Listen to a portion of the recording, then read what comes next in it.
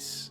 This modest sanctuary was the unassuming place Chrystyn Lee Silouan's called home. On March 9th, 2019, the 16-year-old arranged to meet a love interest, unaware of the tragedy that loomed ahead.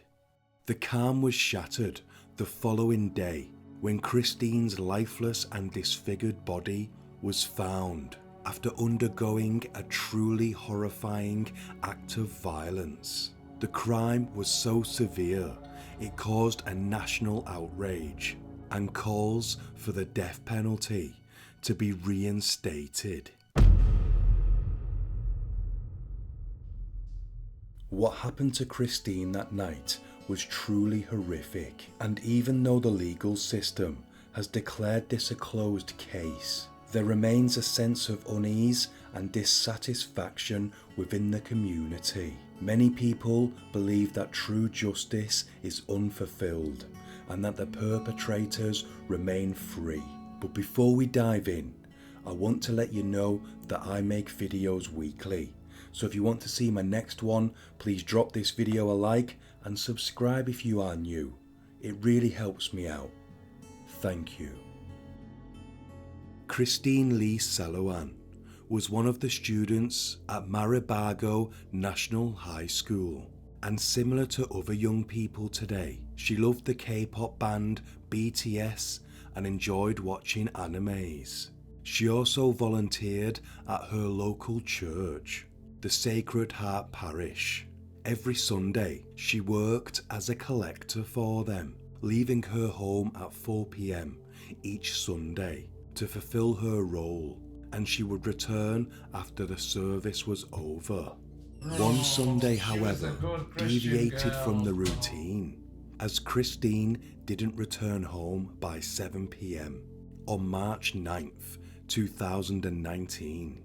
This unexpected deviation filled her mother, Lourdes Silouan, with concern. This was out of character for her. Her family soon alerted the Philippine National Police, known as the PNP, and the search for Chrystyn began. In the early morning light, Lourdes embarked on the desperate search for her missing daughter. Her first destination was the Sacred Heart Parish, the last known location where Chrystyn had been seen. Poring over the church's logbook, Lourdes found confirmation of her daughter's attendance and duties the previous evening. She had indeed arrived, changed the offering at Mass, and completed her collection. Conversations with the churchgoers who had last seen Chrystyn led to a chilling revelation. Witnesses attested to seeing Chrystyn in the company of 3 unfamiliar men, deepening the shroud of mystery surrounding her disappearance. That same morning, the grim discovery of a partially clothed body of a young female was made in an empty field nearby Chrystyn's home. The peaceful community was now grappling with a nightmare that was all too real. The gruesome scene presented a young woman with almost no clothing on her from the waist down, her pants having been lowered.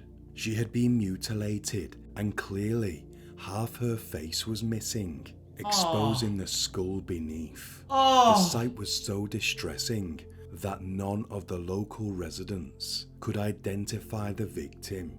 Reacting quickly, they notified the police. Upon arrival, the investigators were instantly struck by the victim's visible stab wounds, a grim sign of the extreme violence that had been inflicted upon her. Her body was transported for a more detailed examination, which revealed shocking levels of violence.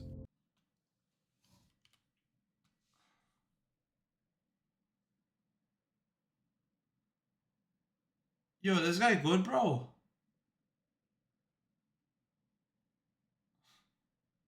One foot pointing this way. Is this foot like broken?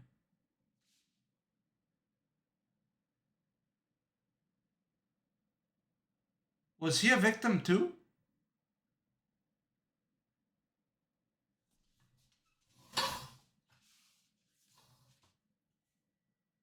I mean, I guess.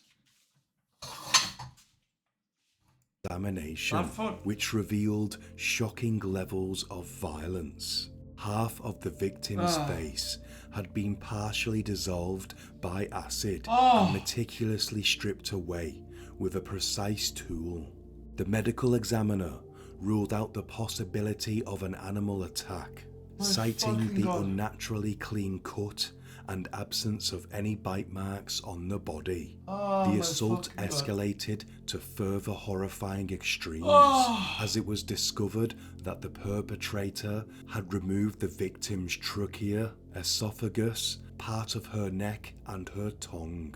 The forensic team also confirmed that Chrystyn was not forced upon, like it was initially believed. This was something the general public opposed. The examiner suggested two possibilities for such a monstrous act. Either it was ritualistic, or the perpetrator was under the influence of some mind-altering substances and was in a fit of rage. The removal of body parts was believed to be an attempt to hamper the identification of the body. The chilling confirmation arrived soon after when a family member recognized the remains. The body was indeed that of Chrystyn. Okay, Amazon, not the time, bro. Not the time, bro. Like, Jesus Christ, read the room. The appalling news sent shockwaves not just through Macton. Papa KG, don't laugh, bro, because now you make me laugh. And now I'm laughing in a video of a girl who got horribly killed. No.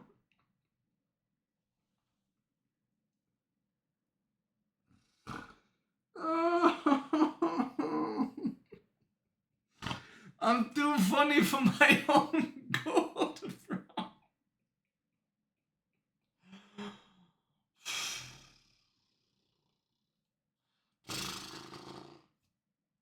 Alright, we're good. And us in the UK. Oh yeah, I saw. But resonated on a national level. The heinous nature of the crime left the country reeling. The collective conscience crying out for answers. In response, the government issued a 2 million peso reward for information leading to an arrest. The public outcry was so intense that it prompted the National Bureau of Investigation, bro, Amazon just wants the money, bro, known as the MDB, to work on the case, bolstering the efforts of the local authorities. A cry for justice echoed throughout the nation. To many, the sequence of events was tragically clear. Chrystyn had been forced upon. If I get a cut, I'm like, I can't imagine. I can't imagine the MBI like this. Brought their resources this. to bear. They found CCTV footage that tracked Chrystyn's movements, and soon after, the manhunt began. With this new evidence, the authorities announced that they were in pursuit of potentially 3 male assailants, the same individuals reportedly seen in Chrystyn's company on that fateful Sunday. This was the last known footage of her alive. According to the authorities, Chrystyn was murdered between 6 p.m. and 7 p.m. on March 10th, 2019. The police investigation led to a suspect named Jonas Martel Bueno. He was initially apprehended in connection with the murder of a 62-year-old farmer in Danao City, Cebu. Although he denied any involvement in Chrystyn's case, his name was drawn into the spotlight due to the striking similarities between the modus operandi in both killings.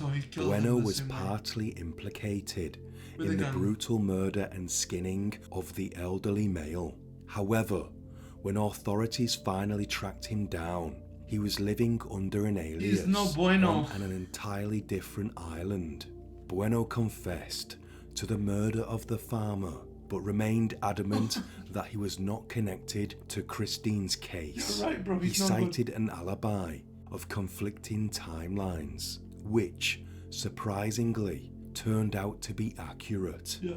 His alibi was later verified He does look like by a his murderer, though, I'm employer, not gonna lie. who confirmed that Bueno does was look at like a a job murderer, site 100%. on the day that Chrystyn was tragically murdered.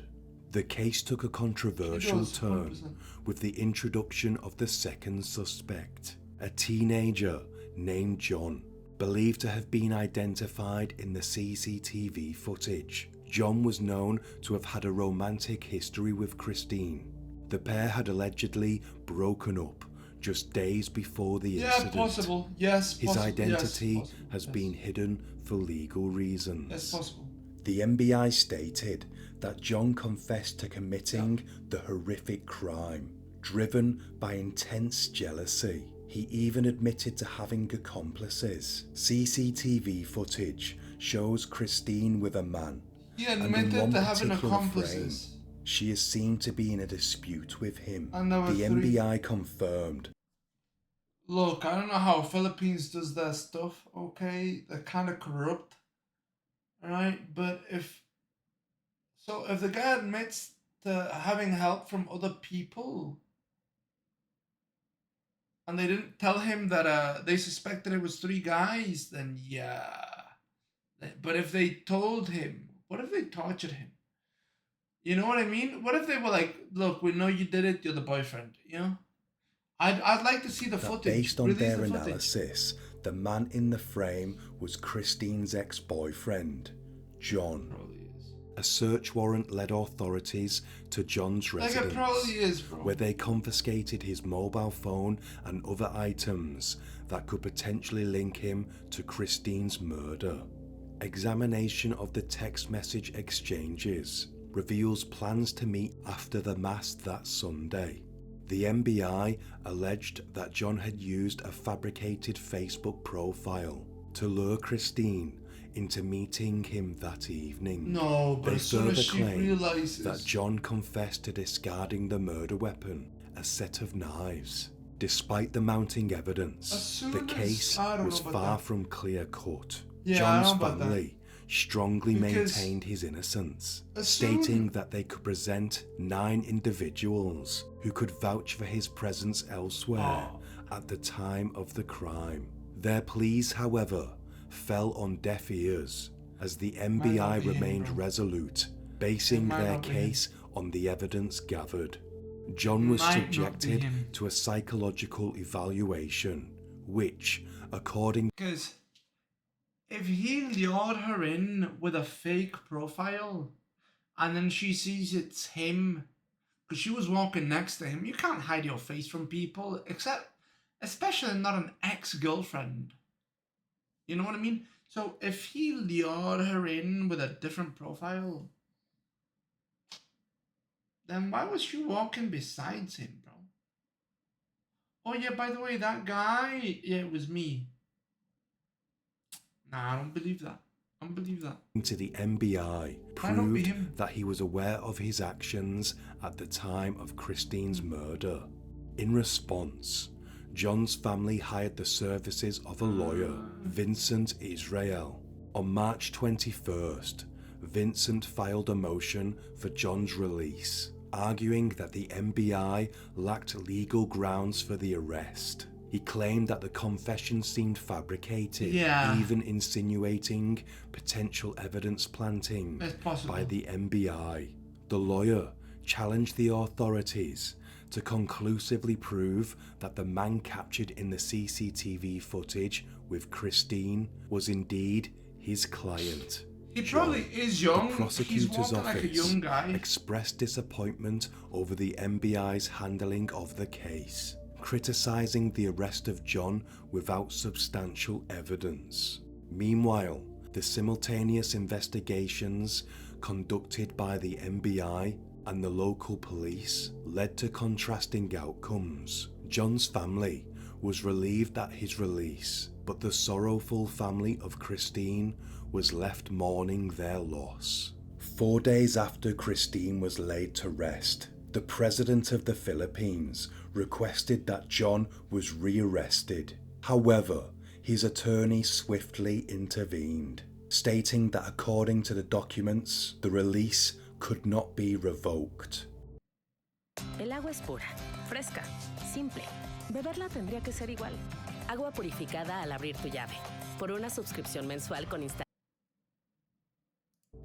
On April 2nd, 2019, a second autopsy was conducted on Chrystyn's body. The medical examiner, contracted by the public attorney's office, confirmed that the young girl had in fact been forced upon. Contrary to the previous autopsy, this was based on bleeding that was found inside her genitals.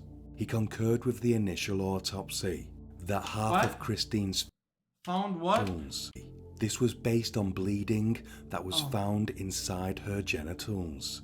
He concurred with the initial autopsy that half of Chrystyn's face had been disfigured with acid, along with over 20 stab wounds. The examiner also verified that the victim had been strangled with a rope. The physician summarized that 2 perpetrators could have been involved in this horrific crime. This diverging set of results further highlighted the contrasting approaches different governmental branches took in handling the investigation.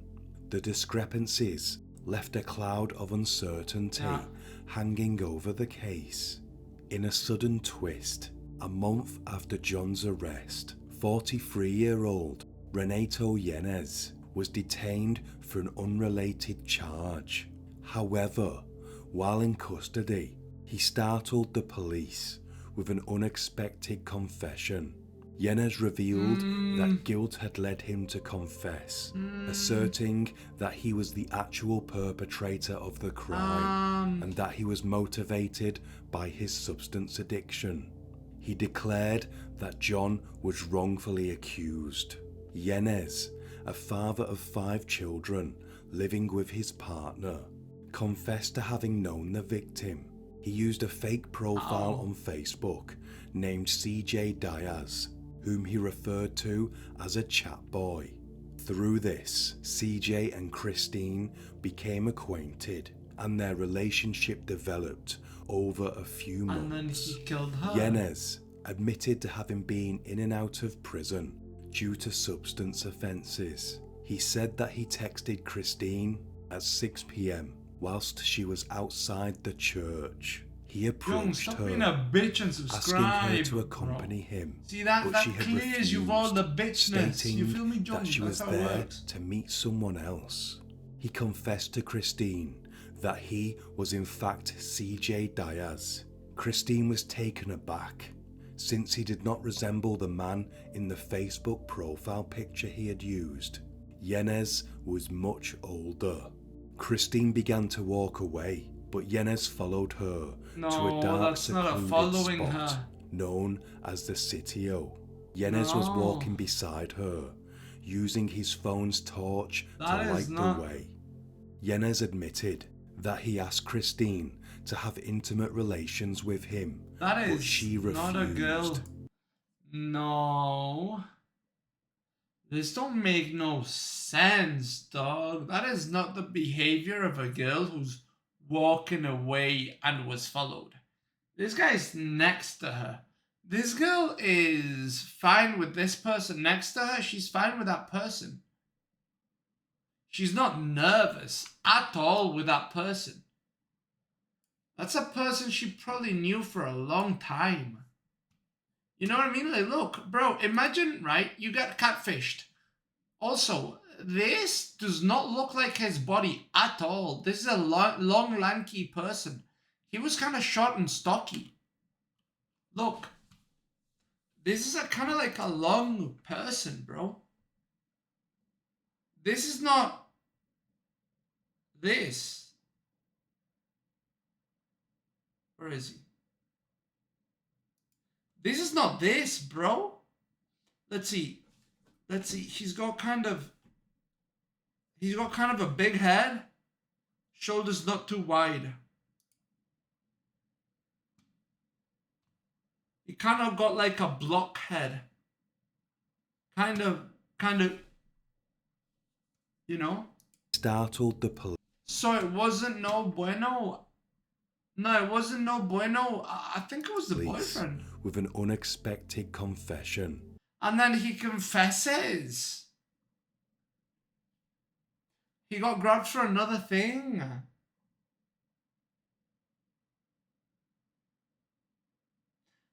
Either they got that out of him or the other family paid for him to say it.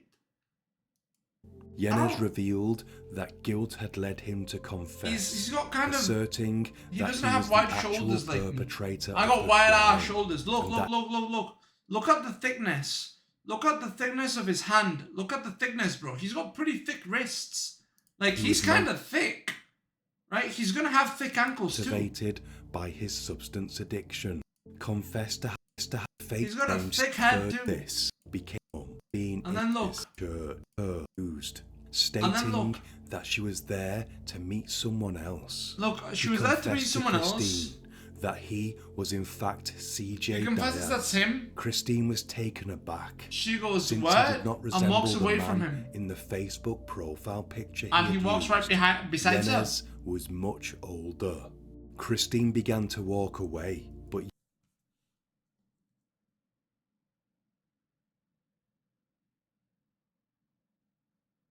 Yenes followed. Hold on.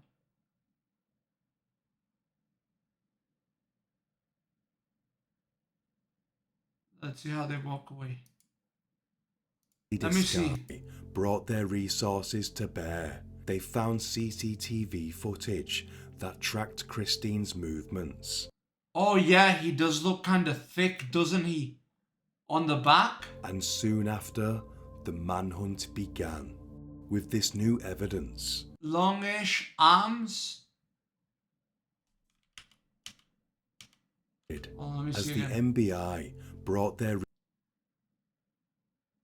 resources not super wide to shoulders. bear, they found CCTV footage that tracked Chrystyn's movements.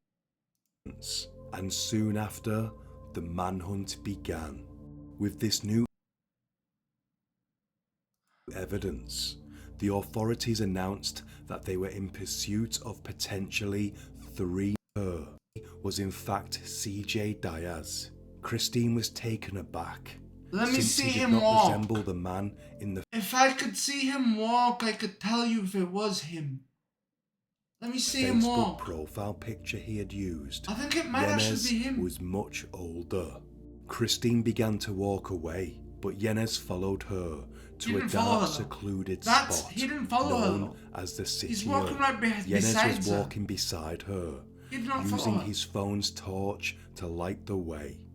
Yenes admitted that he asked Chrystyn to have intimate relations with him, but she refused. He didn't like Chrystyn's answer, so if he confessed slapped that he her had twice. the phone Chrystyn on, then admitted yeah. that she was no longer Because a virgin. look, the phone was on. Look, look. Chrystyn to have intimate relations with The phone him, is on. but she refused. He didn't like Chrystyn's answer, so he slapped her twice. She said she was no longer a virgin, Chrystyn so that then he wouldn't admitted fuck her. that she was no longer a virgin, and this really angered I Yenes. thought he was a pedo. He punched her repeatedly, but because it was so noisy to muffle her screams, he revealed that he stabbed her until she fell to the ground. He then attempted to remove her shorts, but stopped when her body became unresponsive.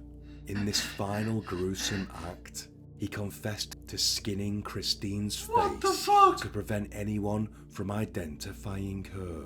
Yenes declared that he had acted alone, asserting that John was uninvolved and should be deemed innocent. But by then, the authorities didn't seem particularly interested in John anyway. Despite some discrepancies, notably Yenes' denial of forcing himself on Chrystyn, the case was legally closed. On April 7th, the police recommended charging Yenes with murder.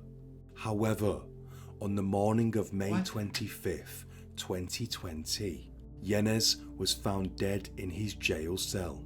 Initial reports suggested he ended things himself, leading to swirling speculation. Might have been him. Some even believed that Yanez may have been killed by fellow inmates, as he was incarcerated in the same prison where Chrystyn's uncle was also detained.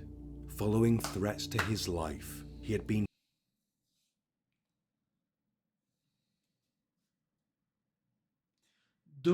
Philippine government for putting him with an uncle.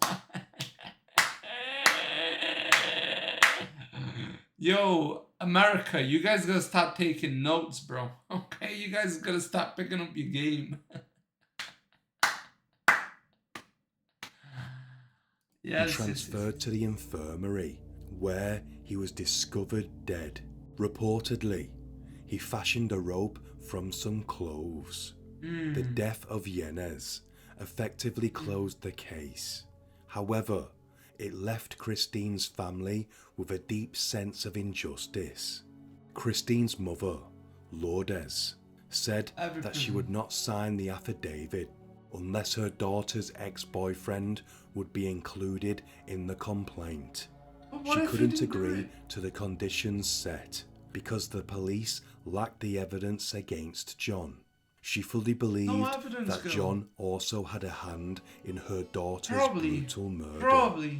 John's lawyer said, "I respect Mrs. Siloan's refusal to sign the complaint affidavit unless my client is included in the case. But I hope that she would realise that by her refusal, she was refusing justice for her daughter. It is unfortunate that everyone, including my client, is wishing for justice for Chrystyn. Yet her mother refuses the very justice our community wants to obtain. It's impossible to truly grasp the depth of grief that Chrystyn's mother and her family must be going through. This is indeed a truly harrowing case." That's the end of this episode. Until next time, stay sane.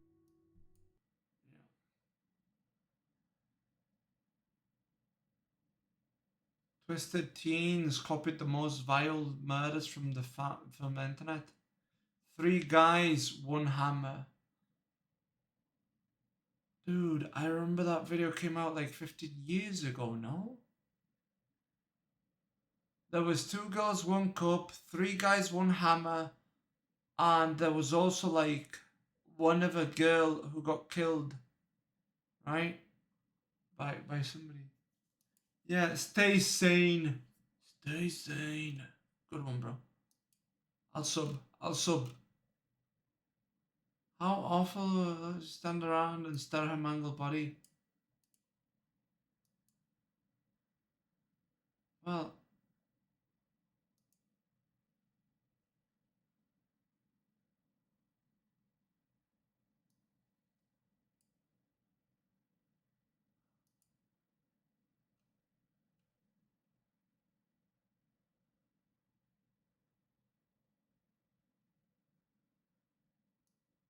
Oh, Jesus.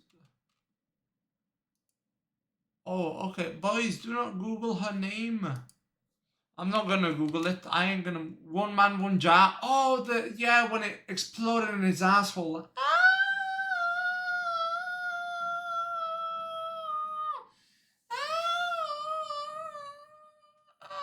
That guy had to die. That guy had to die. There's no way that guy didn't die.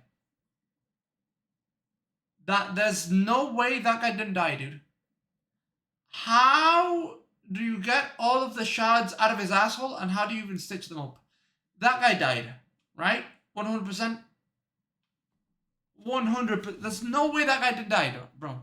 That guy died of bleeding. Right? That guy died.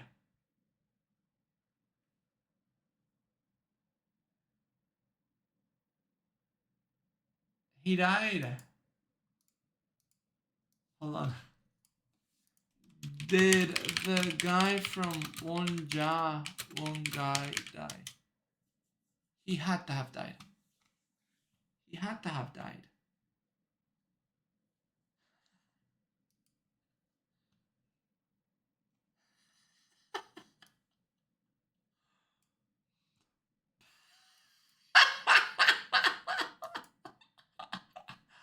One Guy, One Jar. User reviews.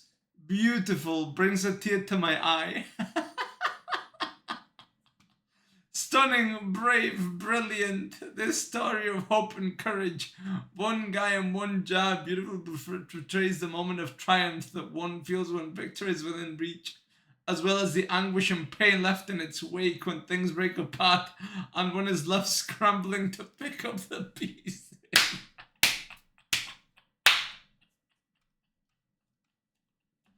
10 out of 10. Watch this with the family last Boxing Day. A film will go down in history as a true classic. A true story of bravery and triumph that will bring tears and joy.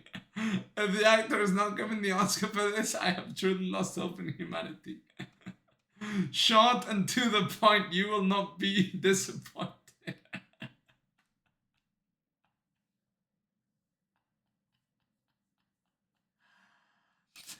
This short yet beautiful film tells us the story of a man who gained the bravery to shove a glass up his ass and take pieces of it after it broke.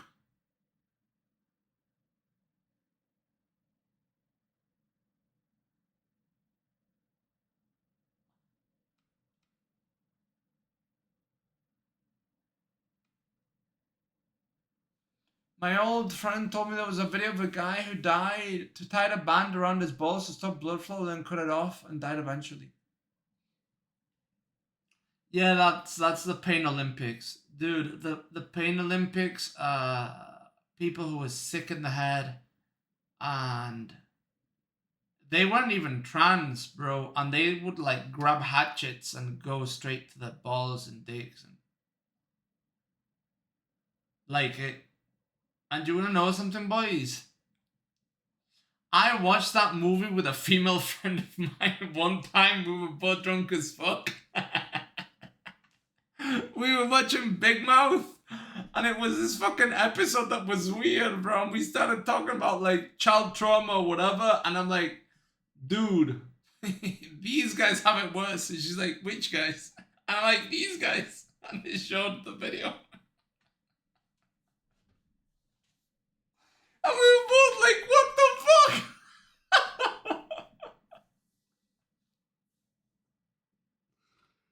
So yeah, dude, my first time watching the Pain Olympics was with a friend of mine.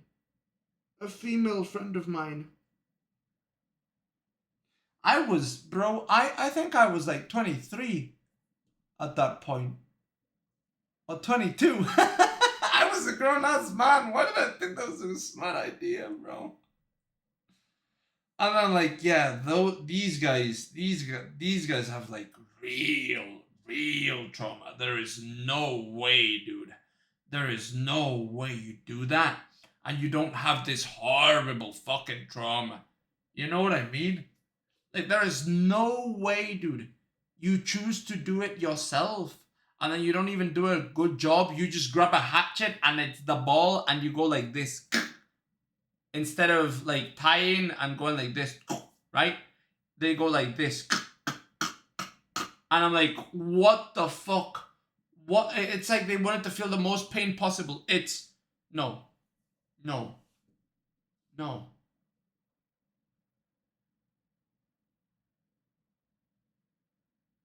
I watched a video whilst that one time a guy was videoing a nice view in a hill somewhere in South America. Oh yeah, and he slowly moved the cameraman to the left and the guy's just fucking a donkey standing up. Yeah.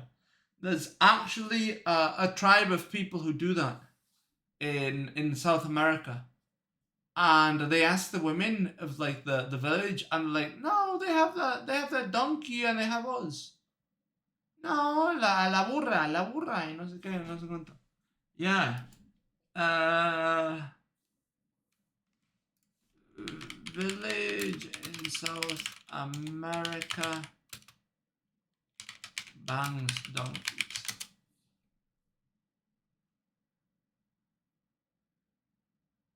Yeah. The town where men lose their virginity to donkeys.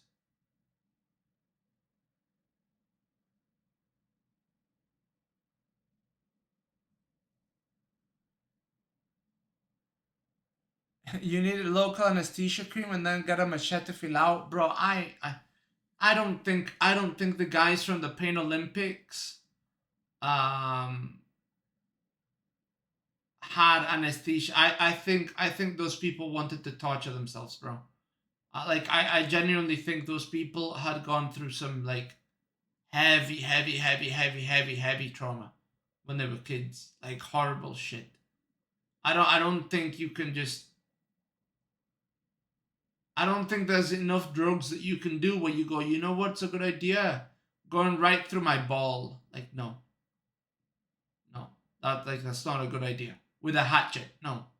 There's no. Yeah, and it was really not a good idea to watch it with a friend. Oh, why couldn't I be a normal person and just watch porn with her, bro? Like, just be a normal person, bro. Just watch porn. Oh, yeah. That was. We were both like, holy shit. Well, you know what? We can't complain about our childhoods now, can we? Yeah, those guys. Now people get it done professionally. I mean, dude, I remember back then, people used to do that shit and call themselves nulls. That was the thing in like the 2000 and something. Because I was a Redditor, bro. I was a Redditor. You know, I was an internet boy. You know what? The one video I've never watched, Two Girls, One Cup. I tried to find it several times. Never found it. Oh, but I found the Pain Olympics 1 and Pain Olympics 2. I never watched the Two Girls, One Cup. Never found it. People told me about it. And I always lied. I said, yeah, I watched it. No, I never watched it. I never watched it. Dude, I remember this one time in England. That put me off chocolate yogurt for a while. Bro, I remember back in England, I was it was a geography class that I was taking. And we had laptops for the school. And apparently it was fake though. No, it was not fake. No. No, it wasn't fake. Bro. Dude, there are porn stars that do that stuff.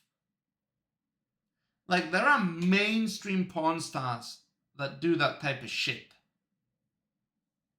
You know, like, no. There are people. There are people that are like that. 100%.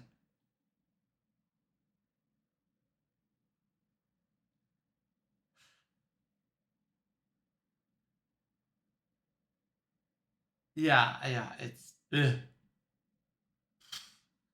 No, dude, I remember I was in a geography. Yeah, it's called Scott. Yeah, I know. I was... I'm well versed. I was in a geography class. And I remember everybody would try to troll each other. I was like 10 years old, 11. And my friends would try to troll each other, right? And some motherfucker told a friend of mine to open Lemon Party. Oh, no, I don't know if it was... Because back then it was Meat Spin, Lemon Party, and My Lazy Sundays. My Lazy Sundays, I think it was. And my friend... Hey, Arita, what's up, baby? And my friend... Long time no see, Arita. And my friend went onto like the My Lazy Sunday site, and it was like a short film of like a truck driver's Lazy Sundays, and it was two guys banging in a bathroom, like whilst having a shower. It was gay sex, bro. It wasn't like the other horrible things, you know. But when you try to close the site, it would say, haha, gotcha. Then you click again, nope, missed. Click again, try again, click again, and it would keep moving. And I remember my friend going into that website. It made a noise. The teacher starts coming over. My friend is closing, bro. My friend is closing that shit. My friend is like he's clicking. He's going, and this shit going, and I'm like, he's next to me, and I'm looking, and the teacher, oh, what's going on over there? And he's coming over. What are you guys looking at? What are you guys doing? Oh, nothing, sir, nothing. We're just looking up these things, and I don't know what. And my friend keeps kicking, bro. Fucking teacher. The teacher. My friend's right here, right? My friend's right here as he's sitting down. Teacher goes like this, bro. And he peeks to see. And he's like, why is your PC off? And dude, I couldn't see my friend's PC. He was literally like next to me. But I couldn't see my friend's PC because the teacher was like this. My friend managed to turn the PC off. Well, it wasn't a PC, it was a laptop. Like, he managed to turn it off at the last second. I thought my friend was going to get detention. I thought he was going to get fucked. He was Muslim, right? So I was like, oh, my friend is hyper fucked. But this guy managed to save himself at the last moment by turning it off. Because laptops back then, you just had to click it and it would turn off. Now you kind of have to like click it twice or like hold it and shit like that. Back then, you just clicked and immediately. So yeah, he turned off the fucking laptop. But Jesus, bro, I remember that shit. I also remember when people were like, hey, Minnie, do you know what that fucking is? And I'm like,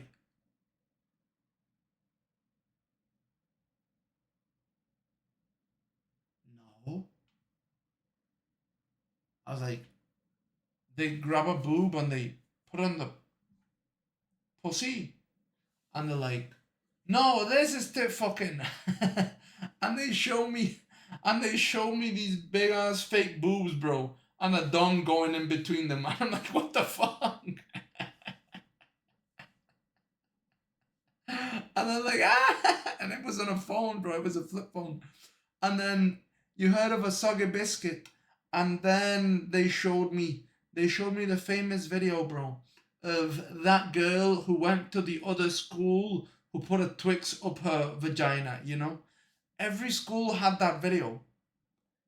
Every single school had that video, bro, of the girl who went to the other school that stuck a Twix up her vagina. And I realized that because I came over to Mexico, right? Like a couple of years after I saw that video. And a friend of mine in Mexico showed me the video of a girl who went to another school who stuck a Twix up her vagina, and it was the same girl as the girl from England. I remembered. And I was like, bro, I saw that same thing in England. A Twix, yeah. It's like a chocolate thing. Yeah, they came in pairs and you would break it. Kind of like a Tic Tac, I think. Twix. Boom. See?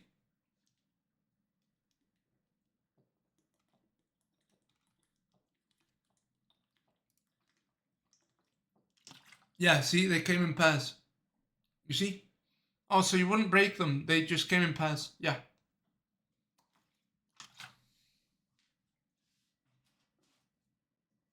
Yeah, that's how you know it's a real story, bro.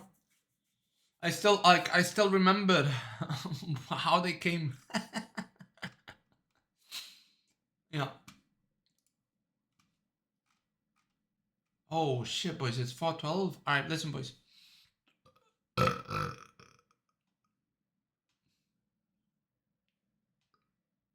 We watch this one and then that's it. Alright? Because I gotta go. Minnie, you still going to the gym? Yeah, I gotta go to the gym tomorrow, prots, actually. So we'll watch this one and then. Boys, this has been a great React Andy stream, honestly, huh? This has been fucking amazing. Boys, look at this. Yo, prots, look at this clip. Look at this clip. It's from today, bro. This is look at this. The guy who looks kinda straight, is masculine, goes to the gym, got a big fat cock, and you love to take it. Bro. I know you're Look at my neck. It's white as fuck. You can't fool me, bro. You can't fool me. Because the men do not have the ability to think I am the gay man with the. I mean, realize that homophobia is rooted in racism. Elite, bro. The guy who looks kinda straight, is masculine. Realize that homophobia is rooted in racism. The gay man with the. I mean, realize that I mean.